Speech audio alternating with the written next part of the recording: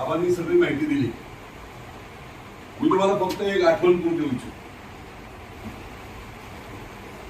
2009च्या निवडणुकीमध्ये कुठच्या भविष्यवेत्यांनी सांगितलं होतं की विजय बापू शिवतारे जिंकू शकतो? नाही ना.